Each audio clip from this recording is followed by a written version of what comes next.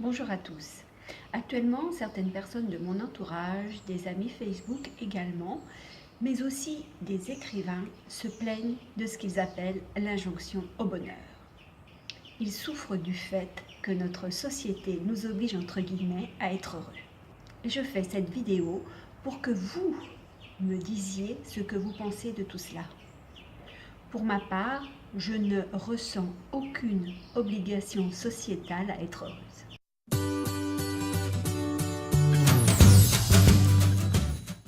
Pour être sûr que nous parlions de la même chose, je vais vous livrer la définition du bonheur de Wikipédia.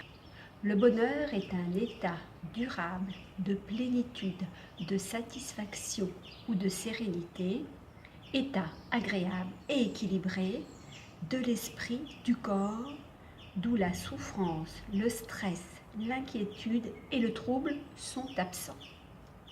Je vais maintenant vous parler de ma conception du bonheur.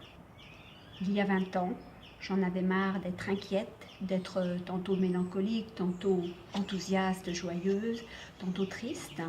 Et j'ai voulu trouver des solutions.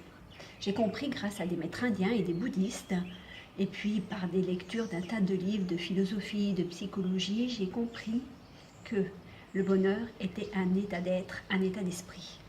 À ce moment-là, j'ai décidé d'être heureuse. Car je suis convaincue que pour être heureuse, il faut déjà le vouloir et le décider.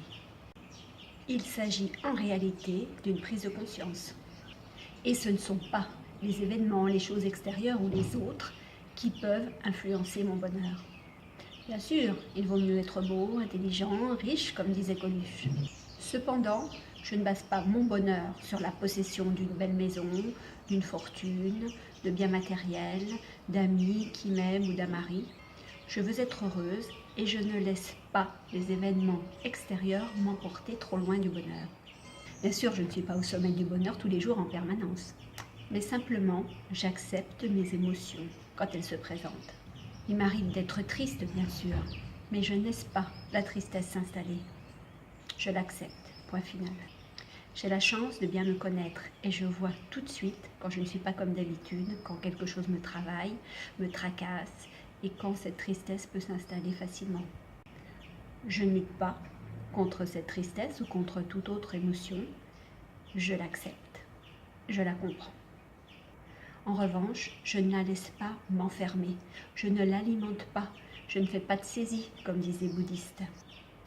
Et je fais pareil avec les émotions positives, comme la joie par exemple. En réalité, je cherche à maintenir un certain équilibre, une harmonie. Bien sûr, je ne dis pas que c'est facile et je ne vous dis pas de faire comme moi. Je me contente ici de vous exposer ce qui me convient et je vous présente simplement ma conception du bonheur. Pour résumer, j'agis à 2 niveaux pour être heureuse. 1. Je réunis les conditions favorables à mon épanouissement. 2.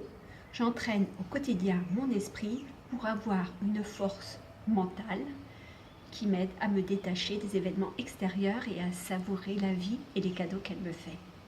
Voilà, j'attends vos commentaires avec impatience et je vous pose la question, et pour vous, c'est quoi le bonheur ? Et pour revenir au sujet de cette vidéo, sujet qui a motivé cette vidéo, êtes-vous victime de cette injection au bonheur ou alors, comme moi, est-ce que cette injection vous passe complètement au-dessus ou vous en rendez même pas compte? J'attends vos commentaires avec impatience.